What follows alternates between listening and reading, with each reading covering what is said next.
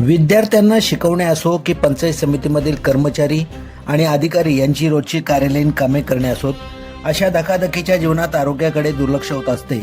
मात्र अशा क्रीडा स्पर्धांमधून आपला छंद जोपासता येतात. या क्रीडा स्पर्धात क्रिकेट, खो खो, कबड्डी, संगीत खुर्ची, धावणे, बुद्धिबळ, धावणे, रिले स्टिक, रस्सीखेच, बॅडमिंटन आणि रांगोळी या स्पर्धांचे आयोजन करण्यात आले आहे.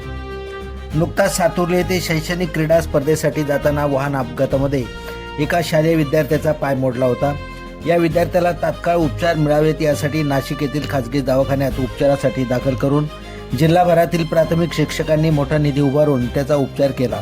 त्याबद्दल सर्व शिक्षकांनी कर्मचाऱ्यांमध्ये चांगला आदर्श घालून दिला असल्याचे मत माजी जिल्हा परिषद अध्यक्ष प्रकाश निकम यांनी बोलताना सांगितले. याशिवाय आपले वय, आपला फिटनेस याची ही एक टेस्ट होऊन जाते.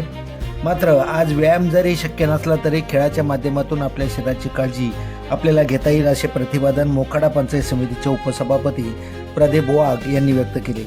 यावेळी सर्व प्रमुख पाहुण्यांकडून मशाल पेटवून स्पर्धेची सुरुवात करण्यात आली.